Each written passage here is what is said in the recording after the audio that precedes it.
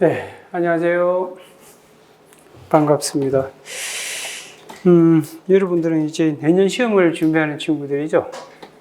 일찍 이렇게 준비하면 딴 친구들보다 몇 스텝 앞서가게 될 거예요. 자, 어쨌든 반갑습니다. 제 이름은 서창규라고 하고요. 지금 일비스 한림법학원에서 헌법하고 행정법, 그 다음 환경법, 이 세 개를 이거 담당을 하고 있습니다. 결론부터 말씀드리면 이 세 과목은 한 과목이에요.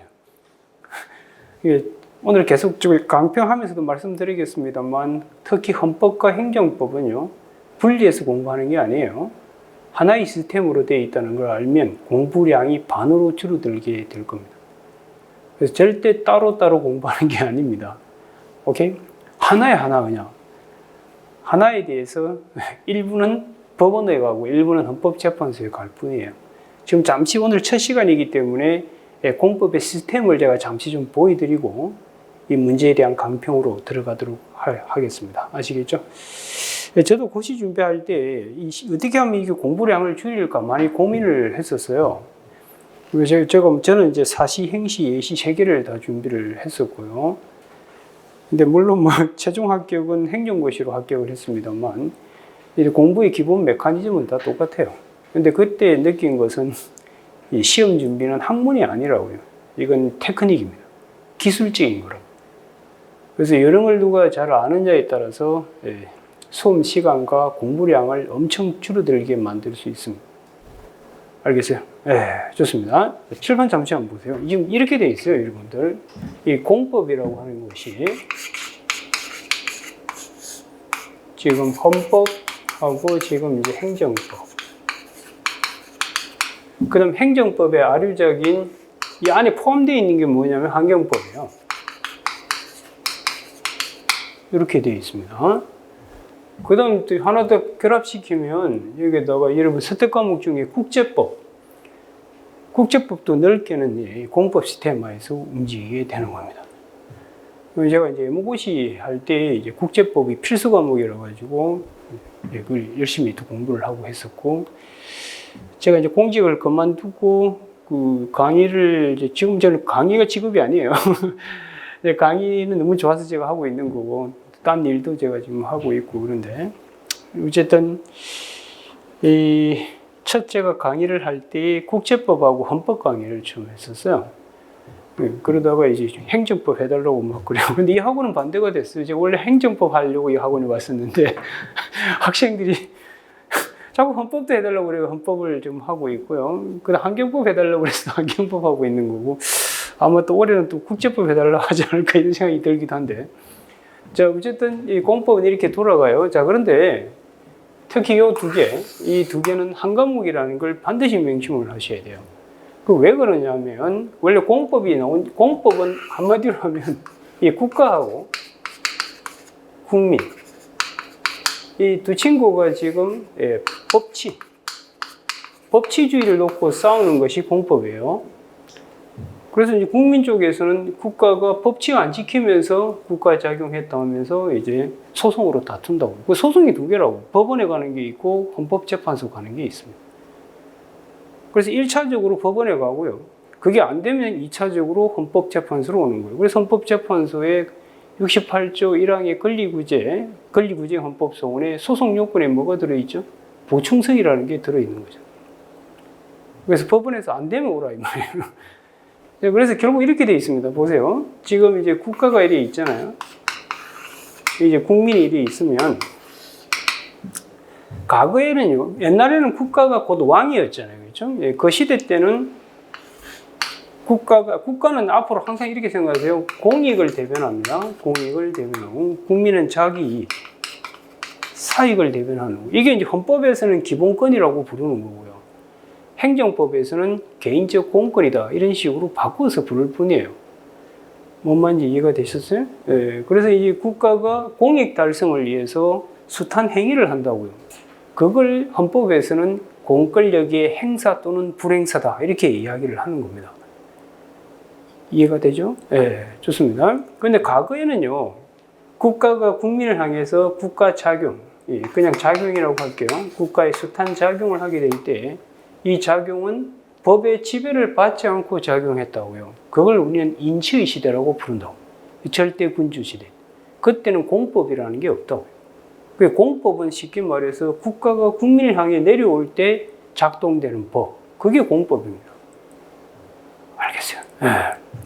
그래서 그런 시대에서 법치의 시대로 넘어온 거라고요. 시민혁명이 터지면서. 그래서 오늘날은 국가가 공익 달성이라는 미명하에 국민을 향해서 밀고 내려올 때 그냥 내려오는 것이 아니고요. 이 작용을 할 때 국민이 뽑은 대표자가 만든 법에 따라서 움직이라는 거예요. 그리고 내가 직접 만든 법도 지켜라. 내가 직접 만든 게 뭐예요? 그게 헌법이잖아요. 그래서 헌법을 개정할 때는 국민 투표를 거치는 거라고. 뭔 말인지 이해가 되셨나요? 예, 그래서 이 작용할 때 법치. 이게 드디어 이제 법치 국가 원리 이렇게 들어보셨어요? 우리 나라 헌법의 기본 원리 중에 하나에 법치 국가 원리가 들어있잖아요. 그게 가장 중요한 겁니다. 그래서 이게 법치주의.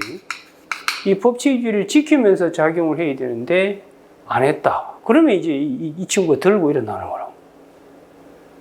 뭐만 이해가 돼요? 예, 그래서 이 작용이 법치에 반한 작용이 나오면 A는 이 작용에 대해서 이제 다툰다. 이 작용은 크게 세 개라고요. 하나는 입법이고, 하나는 행정이고, 하나는 재판이라고. 그래서 여러분들 혹시 68조이랑 헌법소원, 그게 유형이 세 가지 있잖아요. 법령 헌법소원, 처분 헌법소원, 재판 헌법소원 이렇게 되어 있다. 이 행정의 기본이 처분이잖아요. 이게 이제 법률이고, 이 법원에서 하는 이제 재판 헌법소원. 이거는 이제 예외적으로만 허용된다고 배우셨을 겁니다. 그죠? 그래서 이 작용, 법을 만들든, 처분을 하든, 재판을 하든 뭘 지키면서 하라고요? 법치를 지키면서 해야 되는데, 그 법치를 안 지키면서 이 작용을 하게 되면, 이 A 이게 보장된, 이게 뭐냐면, 헌법에는 모든 국민의 자유와 권리라고 되어 있다고. 자유와 권리. 이걸 합쳐서 우리는 기본권이라고 부른다고. 이해가 돼요? 이게 이제 헌법에 오면, 행정법에 오면 이제 개인적 공권 이런 식으로 이름이 바뀌는 거예요. 자, 그러면 A 입장에서는요, 이 작용이 자기가 보기에 법치에 반하는 작용이다. 그래서 그 반한 작용 때문에 나의 기본권이 침해된다 싶으면 A는 다투는 건데, 일단 국가의 작용에 대해서 A가 다투는 것은요, 이 작용에 대해서 이제 이게 구제를 받는데, 이에 대해서 소를 제기한다고. 여기에 대해서 소를 통해서 이제 다투는데, 두 가지로 나눈다고요. 그래서 1차가 뭐냐면 법원으로 가는 거예요, 법원. 2차가 뭐냐면 헌법재판소로 가는 겁니다. 이해가 돼요? 예. 그래서 법원에 갔었을 때도 두 개로 나눈다고. 잠깐, 여러분들 민사법과 형사법은 실체법과 절차법이 분화가 되어 있다고요. 그래서 민법, 민사소송법, 형법, 형사소송법 이렇게 별도로 이렇게 과목을 만들어서 시험도 치고 이렇게 하고 있다고요. 그런데 공법은 그렇게 안 되어 있고요. 하나의 법 체계 안에 실체법과 절차법이 같이 들어있다고요. 그래서 공법 문제를 푸실 때는 이게 절차법, 즉 소송 요건을 묻는 문제인지 본안, 실체를 묻는지를 반드시 구분하는 습관을 가지셔야 됩니다. 뭔 말인지 이해가 되셨나요? 예, 그래서 이 법원으로 가서 구제받고 싶다. 그럼 첫 번째, 소송 요건을 갖춰야 돼요. 이 소송 요건은요, 크게 네 가지밖에 없어요. 분류하면. 행정법이든 헌법이든 똑같아요. 첫 번째 가장 중요한 것이 대상적 개요입니다. 즉, 이 소송의 거리가 되는 거야. 이걸 따진다고. 헌법소원에 있어서는 헌법소원의 거리가 되기 위해서는 공권력의 행사 또는 불행사해야 되고요. 그 다음 두 개가 따라 붙는데 그건 좀 이따 이야기해 줄게요. 그 다음 두 번째 보시면은 이제 원고 적격이 따라 붙는다고. 이게 이제 우리 헌법소원에서는 자기 관련성 이렇게 놓는 거라고. 그 다음 이제 세 번째가 뭐냐면 소의 이익이라고. 소의 이익. 헌법소원에서는 권리보호 이익이다 이런 식으로 표현을 하고 있는 거라고. 그 다음 네 번째가 제소기간 이렇게 돼 있다. 그 다음 이제 본안에 들어온다고. 본안에서는 행정법에서는 뭘 하느냐 하면 행정법이든 뭐든 간에 기본적으로 이 작용이 법치에 반하면 뭐가 되죠? 위헌 아니면 위법이 되는 거라고. 법률에 반하면 위법이라고 그러고 헌법에 반하면 위헌이라고 그런다고요. 그래서 저 작용의 위법 여부. 행정법에서는 위법 여부를 따진다. 그래서 행정법에서는 이 위법 여부를 이런 식으로 판단해요. 아마 공부 좀 하셨을 텐데, 여러분. 주체, 내용, 절차, 형식. 네 가지 각도에서 판단을 하고 있는 거라고요. 여기까지 오케이? 네, 좋습니다. 그럼 그 다음에 이제 여기서 구제가 안 된다. 그러면 이제 어디로 들어오냐면 이쪽으로 넘어옵니다. 그러니까 한 과목이라고 제가 이야기하잖아요. 이게 국가 작용에 대해서 국민을 어떤 식으로든 법치에 반한 작용은 구제해 주겠다는 것이 공법의 기본 사상이라고요. 그래서 1차적으로는 법원에서 구제해 주고 거기서 구제가 안 되면 최종적으로 헌법재판소에서라도 구제해 주겠다. 이렇게 돼 있는 거예요. 그리고 이것도 똑같다고요. 헌법재판소 이것도 우리 헌법재판소에서 가장 핵심이 되는 건 68조 1항. 이걸 가지고 헌법에 체계를 잡으셔야 되는 거예요. 그래서 이것도 똑같잖아요. 이것도 소송 요건. 두 번째, 본안. 이 본안은 뭐냐면 이건 기본권 침해 여부라고. 기본권 침해 여부. 그 기본권 침해 여부는 어떻게 하느냐 하면 이걸 일단 기본권이 제한되고 있고 기본권 제한이 있고요. 두 번째, 이 기본권 제한이 한계를 벗어나는 거예요. 한계 일탈. 일탈하면 이제 기본권이 침해가 있다. 한계 일탈했냐? 그걸 딴말로 하면 법치에 반하느냐. 이걸 딴말로 하면 뭐냐면 여러분들 기본권 제한할 때 지켜야 될 대표적인 원칙을 헌법 37조 2항에 적어놨잖아요. 법률로서, 그 다음 필요할 때. 안 했어요? 그래서 이 법치에 반하는데 그게 바로 그거라고요. 그래서 대표적인 한계 일탈 판단할 때 법치에 반하는 것과 관련해서 거의 90몇 프로가 과잉범죄죠. 과잉범죄죠. 이걸 답안지에 안 쓰고 나왔다. 그 시험 이상하게 친 거예요. 그래서 아무리 국민의 기본권을 제한하더라도 심하게 제한하지 마라. 그러면 한계를 일탈한 거고 법치에 반해가지고 내 기본권이 침해받았다 하면서 다투는 거라고요. 감이 와 여기까지? 그리고 이제 여기서는 주내 절행해야 하지만 이런 식으로 판단한다고요. 헌법에서는. 그리고 이 소송 요건도 똑같다고요. 이 대상 적격이 공권력의 행사 또는 불행사. 그 다음 이 안에는 세 가지가 들어가 있습니다. 그걸 아셔야 돼요. 대상 적격에는 공권력의 행사, 불행사 플러스 직접성 플러스 보충성. 이 세 가지를 합친 게 대상 적격이에요. 그 왜 그런지 아세요? 이 직접성 보충성이 뭐예요? 일반 법원에서 할 수 있는 거 들고 오지 마라 이 말이에요. 그건 헌법재판소에 거리가 안 된다. 이 대상적격이라는 건 헌법재판소에서 다툴 거리인지 법원에서 다툴 거리인지를 정하는 간할 이분화 문제라고. 간할 이분화 문제를 얘기하는 거예요. 이해가 돼요? 그래서 이거 여러분들 법적 관련성에 보면 자직현이 있잖아요. 자기 관련성, 직접성, 그 다음 현재성. 그 중에 이 직접성은 대상적격의 문제라고. 그 다음 보충성도 당연히 법원에서 다툴 수 없을 때 들고 오라는 거죠. 거기서 다툴 거리는 헌법재판소의 거리가 아니다, 이 말이에요. 그래서 직접성의 예외와 보충성의 예외는 똑같다고요. 읽어보라고, 똑같이. 왜 똑같이 되어 있는지를 모르는 이유는 이게 같은 시스템이라는 걸 모르기 때문에 그런 거예요. 이해가 되셨어요? 예, 그 다음 이제 두 번째가 뭐예요? 원고 적격. 이 원고 적격은 여기서는 뭐가 되느냐? 자기 관련성이에요. 이게 주관적 관련성이잖아요. 행정법에서도 원고 적격이 있냐 없냐 따질 때 이 처분하고 너하고 무슨 관계가 있는가를 따지는 거잖아요. 그럼 자기 관련성이 이게 들어오는 거예요. 그러니까 나의 기본권이 침해될 가능성이 있을 때 들어오라 이 말이에요. 그 다음에 이제 소외이익. 이 소외이익은 이 소송에서 이겼을 때 너한테 도움되는가 이걸 따지는 거잖아요. 그렇죠? 그럼 그 소외이익과 관련해서 들어올 수 있는 게 현재성이죠. 과거에 이미 종료됐다든지 아직 오지 않았던 거.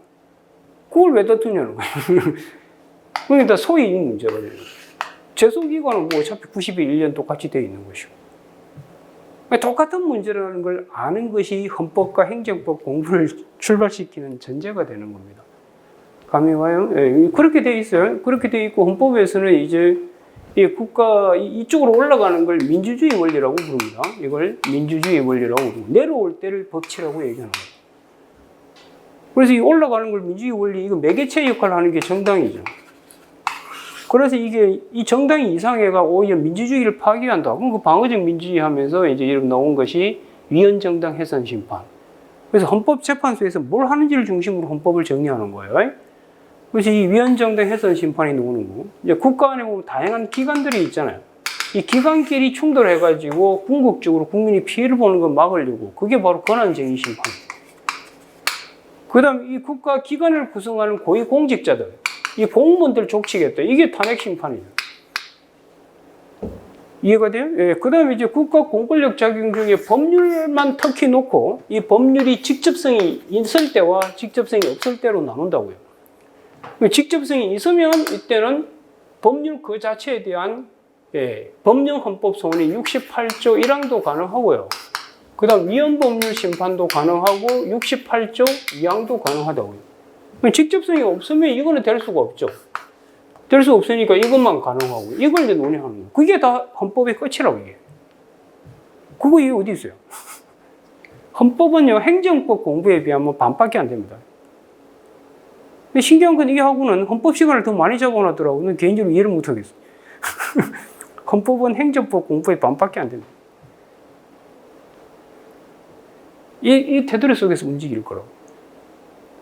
그래서 기본권이 뭐 침해되냐 하면 기본권이 제한되는지 제한의 한계를 벗어난지 그거 따지는 거예요 그냥. 그래서 어떤 기본권이 문제되는지 골라내가지고 집어넣기만 하면 되는 거예요. 그 다음에 이제 소송 요건과 뭐로 나누고 본안 나누고, 소송 요건은 크게는 4가지로 다 분류가 돼버린다고. 감 잡으셨어요? 예, 이걸 기본으로 해서 공법 공부를 하셔야 된다고요. 그래서 공법은 한 과목인 것이지 헌법, 행정법은 2개로 존재하는 게 아니라는 걸 명심을 하시라고요. 오케이? 그리고 답안 쓰는 스킬도 여러분들 잘 배우셔야 돼요. 제가 쓰는 답안 스킬을 앞으로 여러분이 아마 감동을 받으면서 따라오시게 될 거예요. 참고로 저는 이제 대학원 단계에서 법학을 한 거고, 원래는 이제 학부 단계에서는 이 글을 썼다고요. 그러니까 이 글 쓰는 것이 보통 다르게 약간 써요. 물 흐르듯이 쭉 내려가는 거예요. 논리에 그냥 참고로 여러분 이 사례 문제에서 점수 포인트, 채점을 할 때 어떻게 하는지를 알고 공부하세요. 그 안에 여러분들이 무슨 세부적인 팩트 이상하게 썼다고 해서 당락이 좌우되는 게 아니고요. 이 사례 문제에서는 1순위가 뭐냐면 1순위는 기본적으로 논점이 제대로 파악이 돼요. 파악이 되고, 두 번째가 단계 구조를 밟아야 돼요. 규범의 단계 구조. 이게 무슨 말이냐면 이 이야기가 있으니까 그걸 전제로 그 다음 이야기가 나와야 되지. 2개의 팩트가 다 들어있더라도 순서가 뒤바뀌면 그건 까락이에요. 답안 다 썼는데 왜 점수 안 주냐고 난리예요. 이 논리 체계가 맞아야 된다 이 말이에요. 이 2개가 가장 배점의 핵심 포인트예요. 이해가 돼요. 그 다음에 세 번째 하는 게 뭐냐면 이제 일반론을 쓰는 거예요. 이 일반론에 보면 이제 여러분들 그 다음에 이제 여러분들 학설, 판례, 이걸 일반론에 쓰는 거고, 그 다음 4번째가 이제 사안보수. 이걸 4개를 갖고 이제 여러분 사례의 기본 포커스가 만들어지는 겁니다. 알겠어요? 이게 어떻게 유효적절하게 가는지 하는데, 하여튼 이게 핵심이에요. 그래서 안에 내용이 이것들은 엉망으로 써도 관계없어요. 그런데 이게 기본이 안 되면 그냥 가락이에요, 그냥. 뭐, 이거 가임금지 포섭할 때 그냥 소설 쓰듯이 포섭하면 돼요. 근데 그 과정까지 어떻게 밟아왔느냐가 중요하다, 이 말이에요. 오케이? 공법의 역사는 가장 짧아요. 그래서 가장 두리뭉실하게 되어 있기 때문에 공법 공부는 틀을 잡지 않고 공부하면 뜬구름 잡는 것처럼 보이게 되는 거예요. 그리고 공법 공부를 가장 적게 하잖아요. 찬바람 불면 하기 시작하고 막 그런다고. 실제로 민사법, 형사법, 특히 민사법 공부를 같이 많이 하죠. 점수 표준 편차가 별로 안 난다고요. 공법은 제대로 한 친구는 점수를 엄청 받을 수 있는 거예요. 뭐만 전략적으로 수업 생활을 하셔야 된다고요. 그냥 한다고 합격하는 게 아니고요. 알겠어요? 좋습니다. 하여튼 뭐 여러분들은 저를 만나는 순간 이미 합격이에요. 그리고 합격하면 해야 될 일이 있어요. 반드시 와인을 사가지고 찾아와야 돼요. 오케이? 그게 여러분이 변호사 되기 전 마지막 단계로 거쳐야 될 과정입니다. 자, 좋습니다. 자, 그걸 이제 기본으로 해서 앞으로 공부하세요. 앞으로 제가 계속 진행하면서 이런 이야기를 자주 하게 될 텐데. 자, 그러면 제1회 모의고사 강평을 간단히 진행을 하도록 할게요. 자, 그리고 항상 사례 문제를 푸실 때는 그림을 그리셔야 돼요. 뭐냐면, 그럼 사례에서는 제가 여러분들 항상 이렇게 나와요. 주인공이 나온다고. 사례에서 보면 주인공들이 나와요. 주인공들이 나오고, 이 주인공들이 어떤 행위를 하는지가 나오고, 그리고 뭐 날짜가 나올 수도 있고요. 이런 것들을 먼저 체크를 하셔야 돼요. 그래서 그림을 딱 그려놓고 출발하면은 논점 이탈을 막을 수도 있고요. 문제를 다시 읽을 필요도 없고 훨씬 편해지게 되는 겁니다. 그리고 또 문제 푸실 때는요. 여기 주어진 설문이 있고 밑에 질문지가 있잖아요. 질문 하나, 뭐 질문 둘 이렇게 있잖아요. 그럼 반드시 질문지부터 먼저 읽고 위로 올라가요. 알겠어요? 여러분 혹시 영어 공부하셨잖아요. 영어 객관식 영어 시험 칠 때 여러분들 이게 큰 이게 설문이 주어지고 밑에 질문지 이렇게 나오잖아요. 어떻게 풀려고 배우셨어요? 이거부터 읽는 게 아니라 이거부터 읽고 올라가면 훨씬 이 내용 파악이 쉬워진다고. 그렇잖아요? 그렇다고 말이죠. 하여튼 그런 게 있어요. 자, 좋습니다. 자, 그러면 이 문제를 같이 한번 보도록 할 텐데 밑에 질문지부터 먼저 한번 읽어봅시다. 자, 첫 번째 물어본 게 뭔지 보세요. 친일재산 기속법 체크하시고요. 그 다음에 이제 그 두 번째 줄에 보면 헌법 전문에 근거한 정당한 입법이라고 주장. 그럼 이 주장의 타당성을 검토하라고 그랬잖아요. 그럼 도대체 이게 뭘 묻는 문제야? 이게 파악이 안 되면 게임 끝나는 거라고. 그렇지? 그럼 지금 친일재산 기속법을 만들었는데 이 법이 과연 문제 없는 법인가? 이걸 지금 논의하는 거잖아요. 그럼 문제가 없으려면 이 법률이잖아요. 친일재산 기속법. 그럼 헌법의 테두리를 벗어나지 않으면 문제가 없겠지. 안 그래요? 다 법치라고, 제가 지웠네요. 법치라고 해서 법치. 그러면 도대체 친일재산 기속법을 정당화시킬 수 있는 조문이 도대체 헌법 어디에 있는가를 발견해야 된다고. 근데 힌트를 줬잖아요. 뭐 가지고 검토하라고? 헌법 전문하고 가지고 검토하라고. 그럼 헌법 전문이 과연 법이에요? 그게 가장 핵심 논점이 되는 거예요. 헌법 전문이 규범력이 있으면 헌법 전문에 따라서 이게 만들어진 거라면 이게 정당성을 얻을 수가 있지. 그런 생각 안 듭니까? 그리고 또 헌법 전문의 어느 부분이 친일재산 기속법을 정당화할 수 있는 건덕지가 되는지. 헌법 전문도 내용이 길잖아요. 그 중에 어느 부분이 여기와 관계되는지를 여러분이 평상시에 공부가 되어 있으셔야 되는 거예요.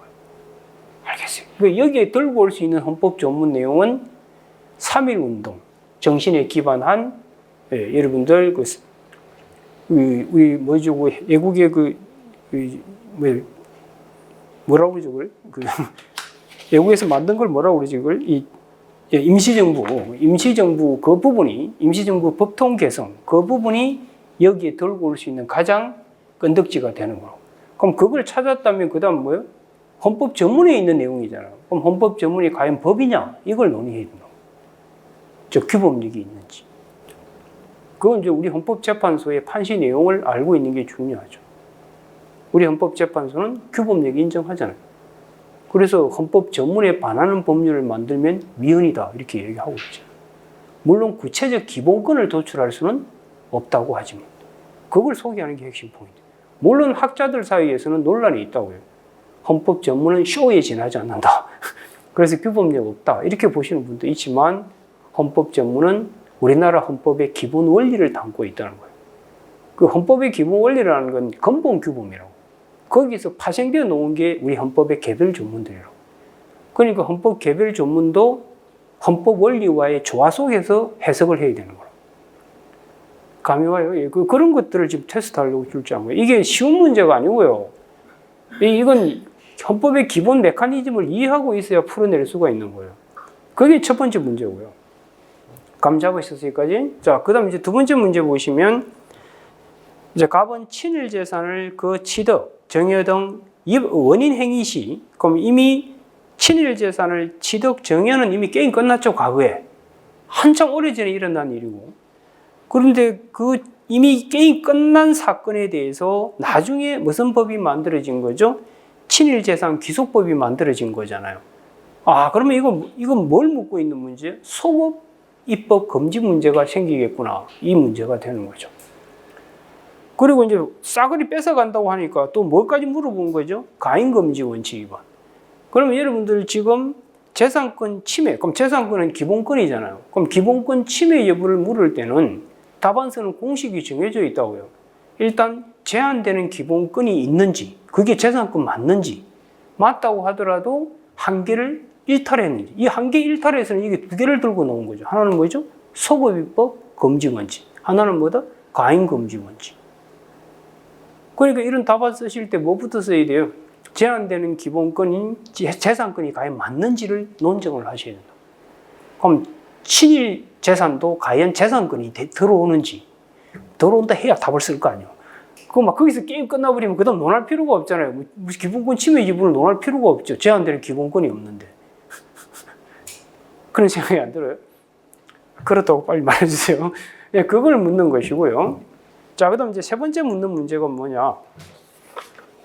정주장의 타당성을 검토하라고 그랬죠. 그럼 정이 뭐냐면 위로 올라가 보면 지금 수도를 옮기고 있는 거죠. 그죠? 네, 수도를 옮기고 있는데 그 수도 옮기는 법률, 지금 특별법 만든 거잖아요. 그럼 이 특별법이 지금 간섭헌법에 반한다. 이걸 주장하고 있는 거죠. 그죠?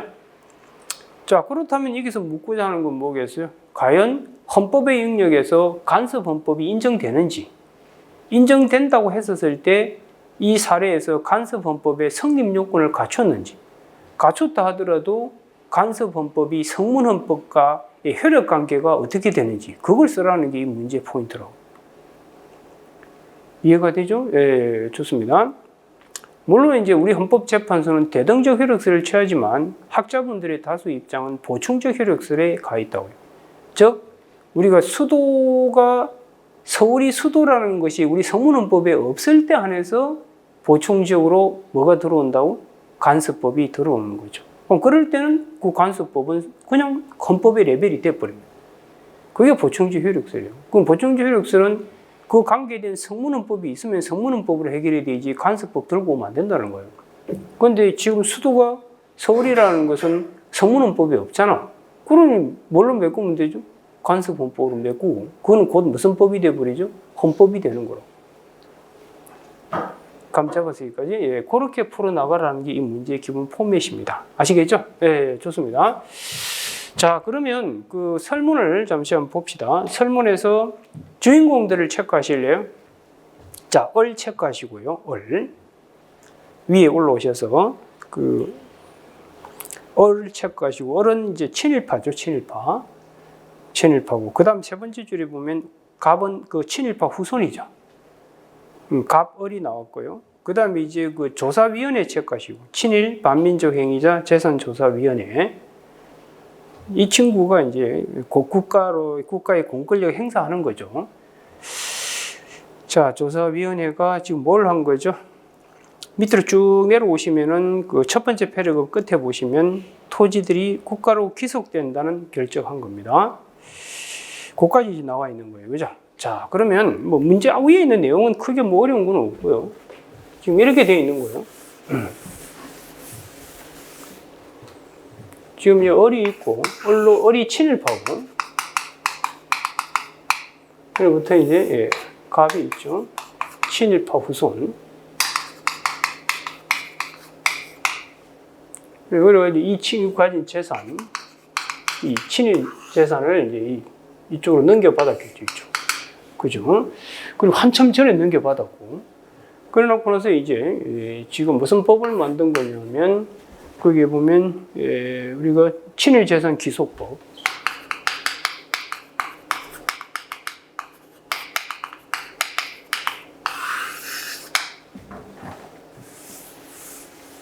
이 법에 의해서 이 친구가 가진 이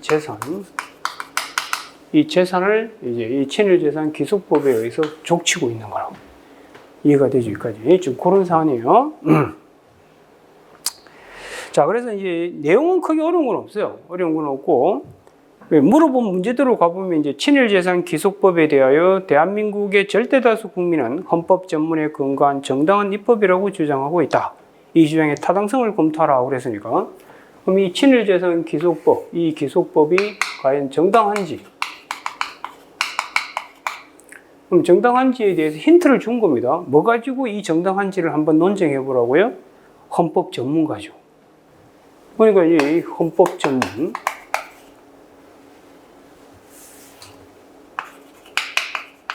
이 헌법 전문을 갖고 한번 논쟁해 보라 이 뜻이에요. 그럼 이제 이 헌법 전문의 어떤 규정이, 헌법 전문의 어떤 규정이 이걸 정당화시킬 수 있는지 그걸 일단 찾아내요. 그럼 찾은 다음에 그다음 이게 1번째고요. 그다음 2번째 그러면 그렇다 손 치더라도 그럼 헌법 전문이 과연 규범력이 있는지, 법이냐 이 말이에요. 쉽게 말해서 규범이냐. 역 있는지. 이걸 판단하는 게 이 첫 번째 문제의 핵심 포인트예요. 그 중에서 이게 핵심 포인트라고요. 규범력. 그게 배점이 가장 많이 갈 수밖에 없어요. 감이 오지 거니. 우리 첫 번째 문제는 이렇게 푸시면 되는 거예요. 자, 보도록 합시다.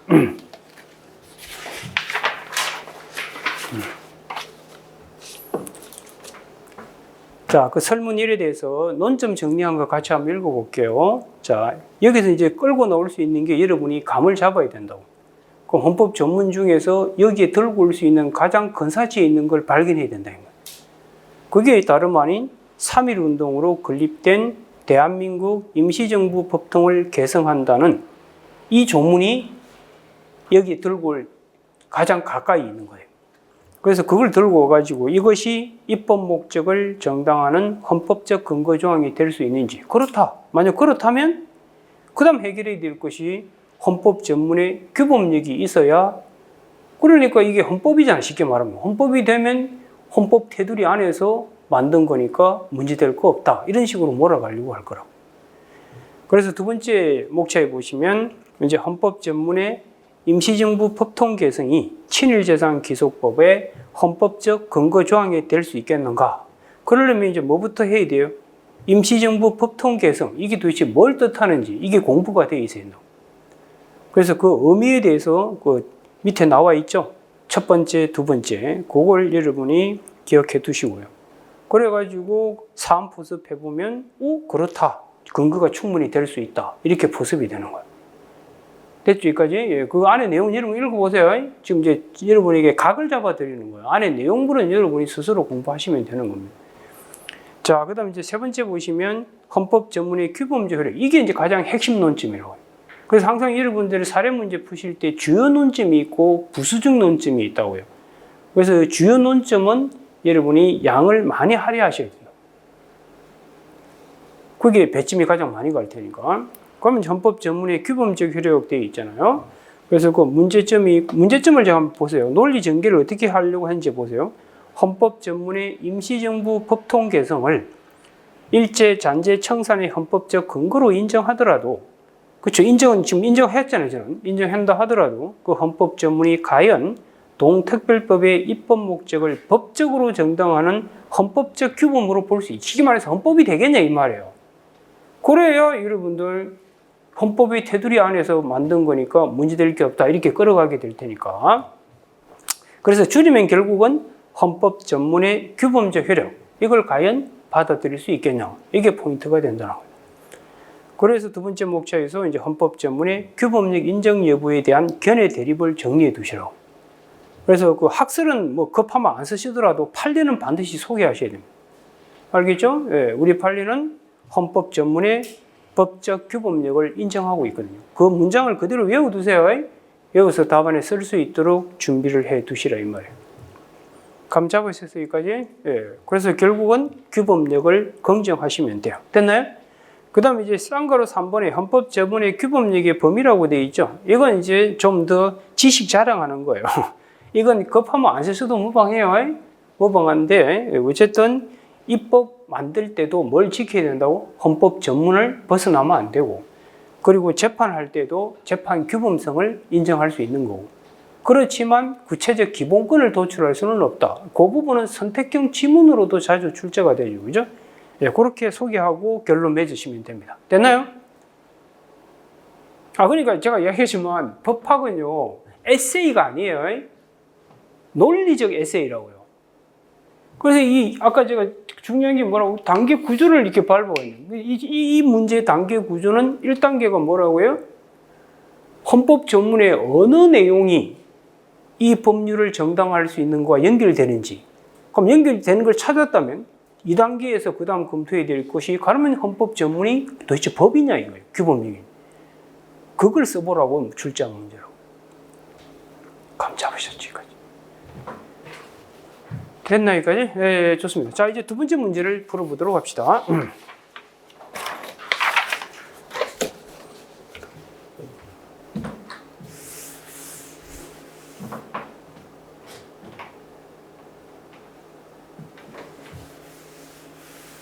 두 번째 물어본 건 이 친일재산 기속법 이 자체가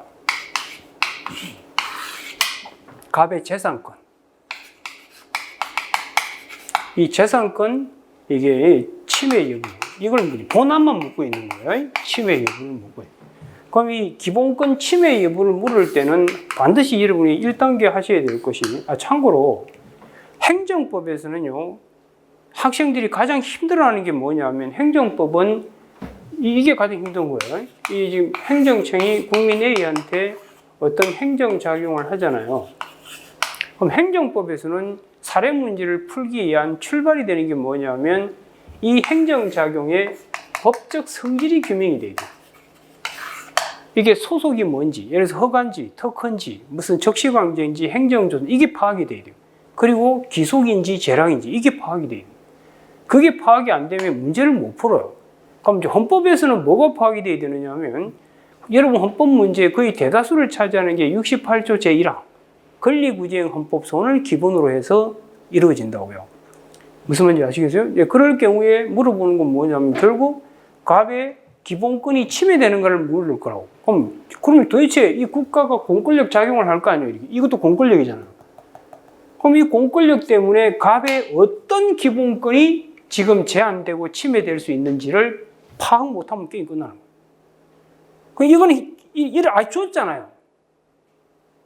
이거는 줬지만 만약 이걸 안 주고 이렇게는 출제할 수도 있겠죠. 지금 친일재산 기소법 3조 제1항이 갑의 기본권을 침해하는지 검토하세요. 이렇게 출제할 수도 있잖아요. 그래 됐었을 때는 어떤 이유로 해서 어떤 기본권이 침해되는지를 다 뽑아내야 된다고. 그럼 여기서 재산권이 침해될 수 있다는 걸 뽑아내야 되고, 어떤 이유로, 즉 제한의 한계를 벗어나는데 벗어나게 된 계기가 두 개가 있다는 거예요. 여기서 뭐다? 소급입법 금지 원칙하고 그다음 과잉 금지 원칙. 감이 와요. 네. 근데 이거는 이제 여러분들에게 힌트 줬잖아요. 줬으니까 주는 대로 쓰면 되는 거라고. 주는 대로 쓰는데 어쨌든 여기서 그러면 지금 이 재산권, 이것 때문에 과연 이 재산권이 제한되는지. 그래서 1단계가 뭐냐면 제한되는 기본권 있는지. 이게 이제 문제가 되는 거예요. 그럼 제한되는 기본권은 여기서 힌트를 줬잖아요. 여기는 재산권. 그럼 과연 여기서 하나 쓰셔야 될 건, 그럼 재산권이, 헌법이 보장하는 재산권이 뭔지 써야 될 거 아니에요. 쓰고, 친일 재산도 이 재산권에 들어오는지를 부습하셔야 돼요. 그런 다음에, 그 다음에 이제 2단계 하셔야 될 것이, 이 제한이 한계, 기본권 제한이 한계를 일탈했는지. 그 한계 일탈한 게 딴 말하면 법치에 반하냐 이 말이에요. 그럼 이 법이라는 게 헌법이잖아요. 헌법은 헌법 개별 조문도 헌법이지만 각종 원리 원칙도 다 헌법이잖아요. 그러니까 여기는 뭘 두 개 쓴 거라고? 원리 원칙 중에서 소급입법 금지 원칙하고 과잉 금지 원칙, 그 두 개 갖고 판단해 보라는 거 아니에요. 그 원리를 아셔야 된다고. 하여튼 그러니까 두리뭉실하게 공부하면 안 돼요. 이 공법은 딱 틀을 잡지 못하면 게임 끝난다고 그냥. 틀만 잡으면 게임 끝나고, 틀 못 잡으면 이상한 쪽으로 게임 끝나게 됩니다. 그래서 여기서 이 제한 한계 일탈 관련해서 이렇게 두 가지를 쓴 거라고. 하나는 뭐다? 힌트를 줬잖아. 아예 쓰라고 여러분한테. 하나는 소급입법하고, 하나는 뭐다? 과잉. 이거요. 그럼 만약에 저 친일재산기소법, 저게 공권력 작용이잖아요. 저 공권력 작용이 소급입법 금지 원칙에 반한다든지 가인금지 원칙에 반하면 기본권 제한의 한계를 일탈한 것이니까 갑의 재산권이 뭐 된다고? 침해된다. 이렇게 결론이 나게 되는 거라고. 그렇게 하는 거예요.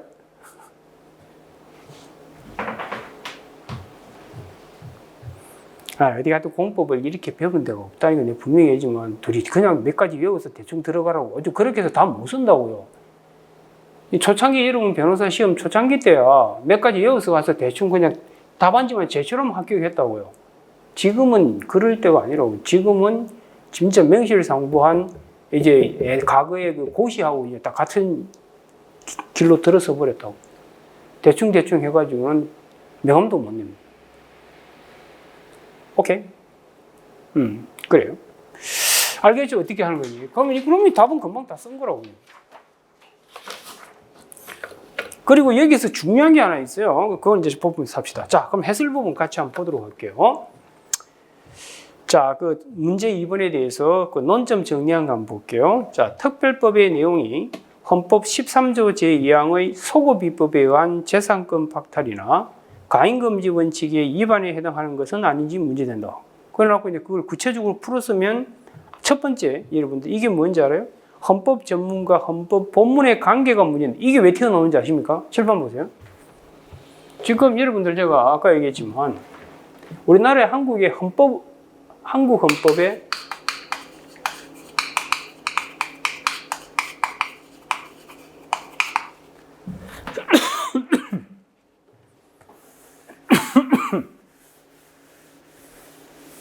이 한국 헌법의 기본 원리에 보면 여러분들 혹시 기본서 같은 데 이렇게 보면 목차에 보시면 첫 번째 기본 원리에 첫 번째 뭐가 들어있냐면 헌법 전문이 들어가요.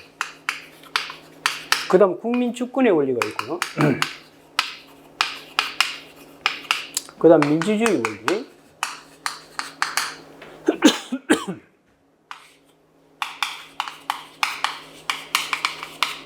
법치국가의 원리, 뭐 문화국가의 원리,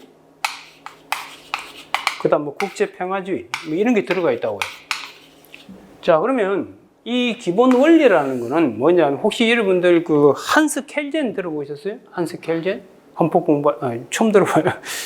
어쨌든 그 근본 규범이라는 거, 이게 근본. 그래서 여기서 파생되어 놓은, 여기 이 밑에 깔려있는 사람으로 따지면 그 사람의 체질인 거고 성격인 거라고. 그 사람의 체질과 성격에 따라 행동이 결정되잖아요. 안 그래요? 기본 원리가 그거라고요. 그래서 여기에서 도출되어 튀어나온 것이 개별 헌법 조문이라고. 그러니 개별 헌법 조문은 이것이 엄마라고. 이게 엄마고 이게 자식인 거라고.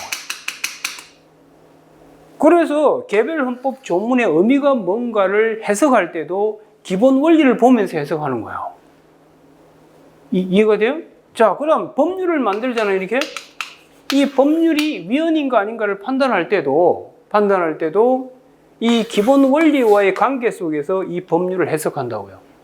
그래서 아까 제가 이 헌법 전문이 규범력이 있다고 그랬잖아요. 규범력이 있으니까 입법자도 구속하는 거라고. 그래서 법률을 만들 때 이 테두리를 못 벗어나게 하는 거라고. 그러니까 이해돼요? 자, 그러면 기본적으로 어떤 법률을 만들었는데, 보세요. 이 법률을 만들었는데, 이 법률이 헌법 전문, 내지 기본 원리와 헌법의 개별 조문, 헌법 개별 조문이 있는데, 보통의 헌법은요, 헌법 전문이 있을 경우에는요, 헌법 전문하고, 이게 이 기본 원리 안에 헌법 전문이 들어있으니까, 헌법 전문도 들어있으니까요. 이 헌법 전문하고 개별 조문은 충돌이 안 일어나요, 보통은. 그런데 충돌이 일어나는 경우도 있다고요. 그러면 잘 보세요. 법률을 만들었는데, 헌법 전문에는 합치가 되는데, 개별 헌법 조문에는 합치하지 않을 수도 있죠. 그럴 수 있잖아요. 이럴 때 이걸 어떤 식으로 해석할지가 문제가 되는 거예요. 예, 그럴 때는 이걸 무조건 숭상시키고 이걸 무조건 하향시키는 게 아니고 적절히 균형을 맞춰서 조화시킨다. 그래서 규범 조화. 우리 여러분 기본권 충돌 해결 방법 중에 하나가 뭐 있죠?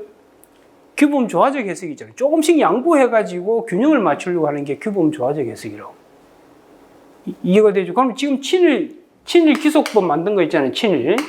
지금 친일 재산 이 기속법은 우리가 이미 앞에서 검토한 것처럼 헌법 전문의 이 기본적인 원리에 합치하게끔 만들어진 거지만, 만들긴 했지만 헌법 개별 조문인 우리 헌법 13조에 보면 뭐가 들어가 있죠?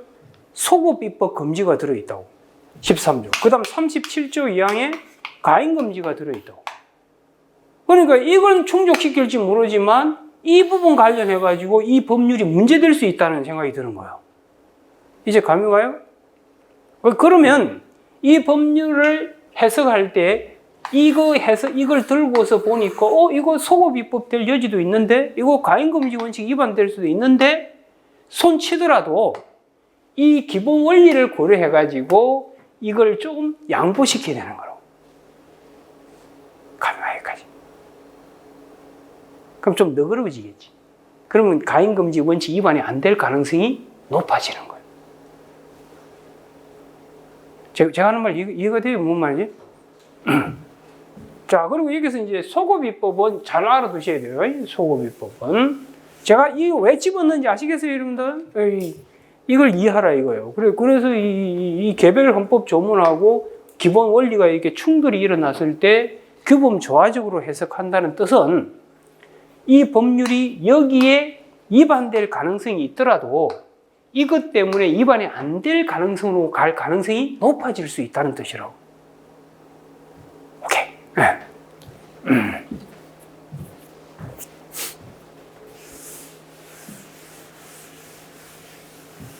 감 잡으셨죠, 여기까지. 그 다음에 이제 여기서 중요한 것이 여러분 13조에 있는 소급. 이 소급 입법 금지는 두 개로 또 나누셔야 돼요. 소급 입법 금지는 13조 1항인가? 조문이 13조 그 1항하고 13조 2항이 있어요. 1항이 있고 13조 2항이 있는데, 이게 이제 형벌 불소급 원칙이라고. 형벌 불소급 원칙은 절대적입니다. 그건 예외적으로 소급시키는 걸 허용 안 하려고 하는 게 헌법재판소의 기본 시각이에요. 이건 형벌 불소급 원칙. 형벌은 무섭기 때문에. 소급. 형벌을 소급시켜서 족치면 돌아버리거든. 형벌 불소급 원칙이 들어오고. 반면에 이거는 이제 재산권하고 참정권이잖아요. 참정권인데, 잠깐 여러분 이걸 이제 틀을 딱 잡아두세요. 우리가 소급입법은 두 개가 있는 거 아시죠? 불러봐요. 그 진정 소급입법과 부진정 소급입법이 있잖아요. 그죠? 예, 진정. 여러분 하여튼 이제 헌법, 행정법, 환경법 이 세 개를 거의 최고의 점수를 받을 수 있습니다. 그것만 갖고 합격한다니까, 진짜요. 나머지 민사법, 형사법은 기본만 해도 합격한다고. 이 공법은 분명히 하지만 지금 어디 가도 이런 공법 배울 데가 없어요. 근데 분명히 이 공법은 그동안 너무 두리뭉실하게 대충 해서 그동안 쭉 흘러보냈던 거예요. 이 학원 온 지 얼마 안 돼요. 하도 이 공법을 좀 메꿔달라고 그래가지고 이게 온 건데. 이 진정 소급 입법이 있고요. 그 다음에 이제 부진정. 이게 뭐 진정, 부진정은 이거는 종료된 사건이고, 이거는 진행 중 이런 뜻이라는 거 알죠? 시계를 넣으면 이거예요. 뭐 이 친구가 뭐 대학 다닐 때 140학점으로 졸업을 했어. 졸업하고 나서 법을 만들어가지고, 원래 졸업하기 전에 기존 법에 하면 이수학점이 140학점인데, 졸업하고 나서 200학점으로 올려가지고 다시 이 친구에 적용하면 어떻게 돼요? 학교 다시 와야 되죠. 이게 진정소급이라고. 이해가 되고, 그 다음에 1학년 다닐 때는 140학점이었는데 2학년 때 법이 바뀌어가지고 이 친구한테도 200학점 적용. 그게 뭐다? 부진정소급. 뭐가 더 심각해요? 그래서 진정소급입법은 이건 원칙적으로 소급을 안 시킨다. 단 예외적으로 소급을 시키죠. 그 예외에 해당하는 사유가 4가지인가 있잖아요. 그걸 반드시 외우셔야 돼요. 이거 한마디로 하면 뭐냐면, 이게 이 소급을 못 시킨다는 건 사가 공보다 더 크다는 거예요. 이 사라는 게 뭐냐면 국민의 신뢰, 법적 안정성을 얘기하는 거. 이건 정의, 공익을 얘기한다고. 그러면 별로 보호할 신뢰가 없을 때는 소급을 시키는 거라고. 공익이 더 크면, 정의, 공익이 더 크면.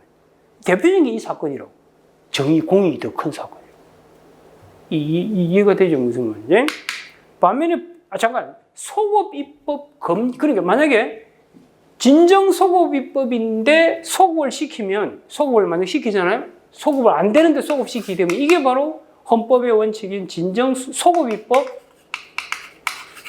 금지 원칙에 반해서 위헌이 되는 거예요. 반면에 부진정 소급입법은 소급입법 금지 원칙이 적용이 안 된다고요. 안 되기 때문에 이 친구들은 원칙적으로 소급이 돼요. 되고 다만 예외적으로 소급이 안 돼. 안 되는데 이때도 소급을 시키면 이건 소급입법 금지 원칙에 반하는 게 아니라 이건 신뢰보호에 반해서 위헌이 되는 거예요. 뭔 말인지 이해하시겠죠? 그 두 개를 정확하게 구분하셔야 돼요. 그런데 형벌 불소급 원칙은 이런 예외를 허용하지 않으려고 합니다. 너무 무서운 거기 때문에. 그런데 재산권이나 참정권 같은 이런 13조 2항은 원칙은 소급 안 되지만 예외적으로 소급시킬 수 있다. 이렇게 가는 거라고. 감이 와요. 근데 그걸 쓰는 거예요. 이건 대표적인 진정 소급입법이고 다만 뭐가 더 크다? 공익 내지 정의. 이 친일파들 족치에 대해 정의의 관념이 더 크다는 거예요. 그리고 또 기본 원리, 헌법 전문을 고려했어도 또 그렇다는 거예요. 그러면 당연히 가인금지 원칙에도 반하지 않을 가능성이 있습니다. 이게 어차피 공사저울 다는 게 가인금지라고요. 아시겠어요? 무슨 말이에요? 그렇게 해서 딱 처리하면 돼요. 그럼 게임 끝난 거예요. 됐죠? 자, 볼게요. 그래서 교과서 들어오셔가지고요.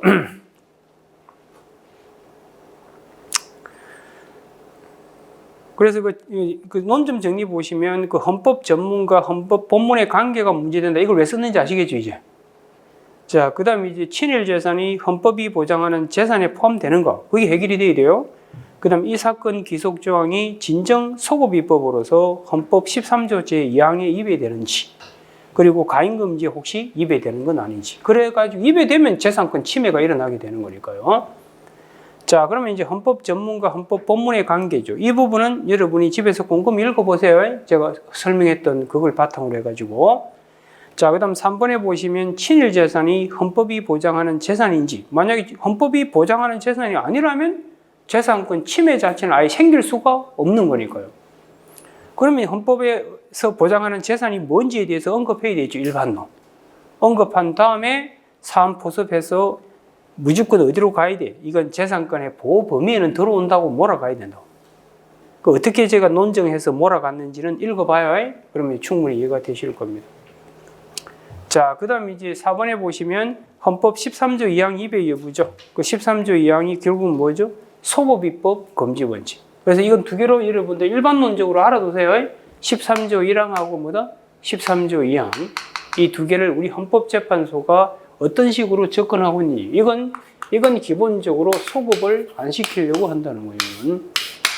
아시겠죠? 근데 이거는 소급을 할 수도 있고 안 할 수도 있다. 근데 원칙은 안 해야 되지만 예외적으로 소급이 될 수 있다. 이렇게 딱 정리가 돼요.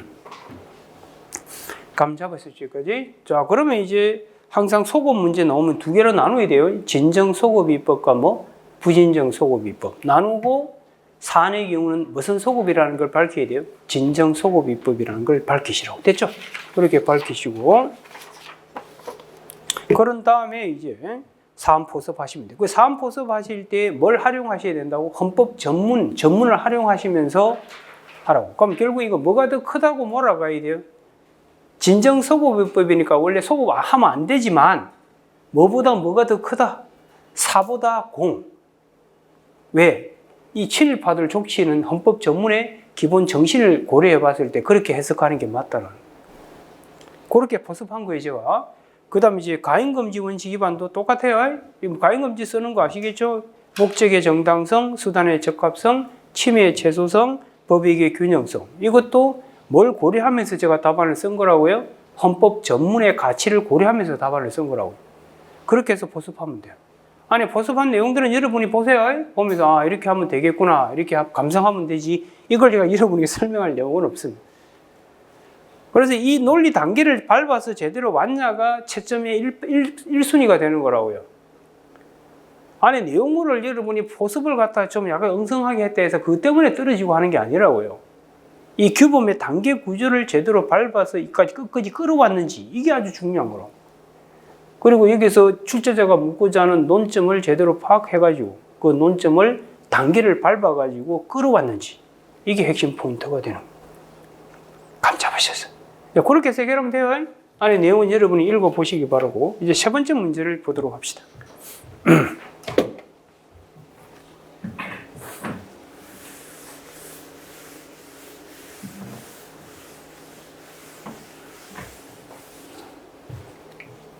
이 간섭법 문제예요, 그죠? 그럼 결국은 이 친구가 주장하는 걸 보면 문제에서 그렇잖아요. 지금 여기 보면은 특별법을 만들었죠. 이 특별법의 내용이 뭐냐 하면은 청와대도 옮기고, 청와대, 즉 대통령도 옮긴다는 거예요. 대통령이 사는 곳을. 그 다음 국회도 옮기죠. 정부, 국회, 이런 걸 다 옮기는 거예요. 어디로? 이걸 충청 지역으로, 충청으로 옮기는 거예요. 옮기는 거예요. 그럼 이게 지금 특별법, 법률을 만들었는데, 이 법률이 헌법 간섭법, 수도는 서울이다. 여기에 반한다는 거죠. 그럼 도대체가 이 수도는 서울이다. 그러면 잠깐, 청와대와 국회를 옮기면 그 수도가 바뀌는 거 아닐까? 일단 그것도 좀 생각해 봐야 돼요. 여러분, 국무총리를 지방으로 보낸다고 해서 수도가 바뀌는 건 아니에요. 헌법재판소도 그렇게 얘기하고 있잖아요. 그런데 이 청와대와 국회를 옮기는 것은 이건 수도가 바뀌는 거나 다를 바 없다고 이렇게 보는 거예요. 그건 헌법 사항이라고. 우리 헌법 간섭법이 성립하려면 헌법적 사항에 대한 간행과 국민의 법적 확신이 있어야 된다고. 뭔 말인지 이해가 돼요? 네. 그래서 이런 문제가 이게 반한다고 주장하고 있는 거잖아요. 그러면 결국은 지금 도대체 우리나라는 성문헌법 국가잖아요. 그런데 불문법인 간섭헌법이 도대체 존재할 수 있느냐?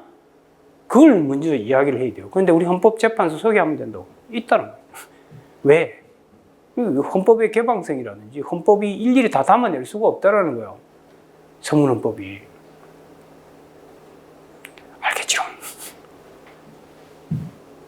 됐나요? 예, 간섭헌법이 인정되고, 인정된다면 성립 요건 갖췄는지, 갖췄다면 성문헌법과 이 불문법인 간섭법의 관계가 어떻게 되는지, 그거 논증해서 답 쓰시면 되는 거예요.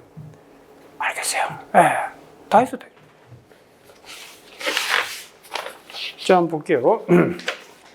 이 문제를 하나를 풀 때 여러분들, 이렇게 아니라 이 문제를 하나를 풀더라도 제대로 풀어야 돼요. 그래야 헌법과 관련된 법리를 여러분이 정확하게 여러분 가슴속에 되새기게 돼요. 그래야 응용을 할 수 있는 거라고. 실제 시험이 모의고사 그대로 나오지 않잖아요. 물론 올해 제가 해마다 적중일이 끝내죠. 올해도 그대로 적중을 시켜가지고 올해 여러분 문제 중에 1번 문제, 헌법 1번 사례 문제가 가장 어려운 문제였는데 제가 사순환 때 마지막에 넣을 것 같아서 그대로 그걸 찍어서 자료로 보내줬거든요. 근데 그대로 넣었더라고. 그 다음 그 특별 부담금도 모의고사를 출제한 대로 그대로 출제가 됐었고요. 딱 보면 뭐가 나올지 대충 감이 와요. 그러니까 그런데 수업에 안 나오고 땡땡이 까고 이 친구들은 그걸 주워도 못 먹는 거예요. 주워도 못 먹는 거예요. 근데 1년간만 미치면 합격합니다. 그냥. 1년간 나는 인간이 아니다. 이런 생각으로 밀어붙이면 합격해요. 자, 좋습니다. 그럼 세 번째 문제를 간단히 한번 보도록 합시다. 자, 논점 정리한 거 한번 볼게요. 자, 특별법이 간섭헌법, 이게 봐요. 이 특별법이 이 헌법 간섭법에 반하는가? 이게 지금 문제라고. 특별법이 간섭헌법에 위반되어 위헌이라고 지금 정의 주장하고 있잖아요. 그걸 논정하는 거라고. 자, 그러면 이걸 논정하기 위해서는 일단 간섭헌법이 도대체 인정되는지, 인정된다면 사안의 경우가 성립 요건을 갖췄는지, 갖췄다 하더라도 이 간섭헌법이 성문헌법과의 관계가 어떻게 되는지, 그걸 이제 설명에 들어가는 거예요. 그럼 첫 번째 목차에서 이제 간섭헌법이 뭔지 일반론 간단히 써야 될 거 아니에요. 간섭헌법이 뭔지 쓰시고, 그 다음 간섭헌법을 인정할 수 있는지, 그 헌법재판소 판례를 간단히 소개하세요. 소개한 다음에, 이제 수도 서울의 간섭헌법 성립요건 충족 여부 돼 있잖아요. 그죠? 자, 그럼 이제 간섭헌법 성립요건 이건 반드시 외우셔야 돼요.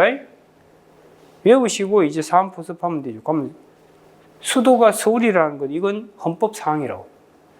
우리 헌법재판소도 그렇게 보고 있고요. 그래서 그 제가 간섭법 성립요건에서 그렇게 제시해 놨잖아요. 수도를 설정하는 거, 국명 정하는 거, 이런 걸 다 우리 헌법재판소는 헌법사항으로 이해하고 있다고. 그래서 쭉 포섭해보면 성립요건 다 갖췄어요. 잠깐 물어보게. 여러분, 수도가 개성이 돼야 되는 거 아니야? 고려시대 때 수도는 어디였죠? 지금의 개성이었잖아요. 송악. 그럼 조선시대 오면 지금의 뭐 어디죠?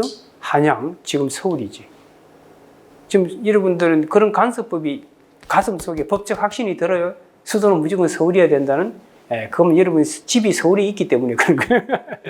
이게 헌법재판소 갔을 때 이미 답은 정해져 있었어요. 헌법재판관 9명 중에 8명은 강남에 집을 갖고 있었다고. 그다음 한 분만 강북에 살고 있는데 그 분만 이걸 합헌이라고 때렸다. 나머지 8분은 위헌 때렸다. 이미 그 판결 나오기 전에 헌법재판소 결정 나오기 전에 이미 게임 끝나 있었다. 오케이, 됐죠? 그런 다음에 이제 간섭헌법의 효력은 학설 대립이 있죠. 우리 판례는 대등적 효력설이죠. 근데 저는 검토는 이건 보충적 효력이 맞다 이렇게 검토. 그럼 보충적 효력설은 뭐예요? 성문헌법이 수도 관련된 성문헌법 조문이 없을 때 뭐가 들어온다고? 간섭법이 들어와서 성문헌법을 메이크업하는 거예요. 그럼 그때는 이제 성문헌법처럼 효력이 갖게 되는 거라고. 이해가 되죠? 그러니까 이 사안에서는 없잖아, 성문헌법에. 그러니까 보충적 효력설을 취하더라도 당연히 성문법과 같은 효력을 가질 수밖에 없다고, 보충해요. 그러면 이게 이 수도는 서울이어야 된다는 게 이게 결국은 뭐다? 성문헌법과 똑같은 레벨을 갖게 되는 거니까 그에 반하니까 특별법은 이헌이다. 그러니까 이 정의 주장은 맞다. 이런 식으로 결론이 나게 되는 거예요. 감 잡으셨어요, 여기까지? 네, 그렇게 논리를 전개하는 거예요. 그래서 이제 문제를 여러분이 뭐 한 문제 푼 게 문제가 아니고요. 이 문제 하나 풀면서도 헌법의 기본적인 틀, 메커니즘을 항상 익혀 나갈 수 있도록 연습을 하시라고요. 그럼 문제를 한 문제만 푼 게 아니라 10문제, 100문제 이상을 푼 효과를 거두게 되는 겁니다. 뭐 문제를 100문제 풀어봐야 아무 소용없다고. 제대로 풀어야지. 어떤 논리를 밟아서 가는지 그걸 이해하셔요. 감 잡으셨어요? 그리고 계속 강조하지만 헌법과 행정법은 하나의 공법이고 국가의 공권력 작용을 놓고 국민이 침범받았을 때 구제할 수 있는 방법을 논의하는 게 공법이라고. 그래서 국민은 1차적으로 어디 가서 구제받는다고? 법원에 가서 하는 거야. 그게 안 되면 최종 어디 가서 구제받으라고? 헌법재판소에 오라고. 그럼 하나의 공법 시스템입니다. 그러니까 소송 요건 본안 나눠서 그냥 똑같잖아. 그 틀을 모르고 공법 공부하면 말이 안 되는 거예요. 오케이? 아니, 이렇게 쭉 가면 공부하는 메커니즘을 알면요. 이건 공법으로만 끝나는 게 아니고요. 여러분, 민사법이든 행사법이든 법 공부 다 메커니즘 다 똑같아요. 그리고 사법과 공법이 구조 체계가 다르거든요. 그 원리를 모르고 사법 공부하고 공법 공부하면 안 되고요. 그 다음 실체법과 절차법이 또 메커니즘이 달라요. 그걸 알고 공부를 하시라고. 그러니까 로스쿨에서 로스쿨 교수들이 첫날 가르쳐 줘야 될 게 그런 걸 가르쳐 줘야 된다고. 뭘 가르쳐 주는지 모르겠어요. 오케이? 좋습니다. 자, 그럼 1회 모의고사는 강평은 이것으로 마무리 짓도록 하고요. 이제 내일은 또 제2회 모의고사 진도 범위는 알고 있죠? 거기에 맞춰가지고 미리 좀 연습하셔가지고 차근차근 잘 따라오시기 바랍니다. 오케이? 네, 좋습니다. 자, 그러면 내일 다시 또 제2회 모의고사 때 건강히 찾아뵙도록 할게요. 네, 수고했습니다.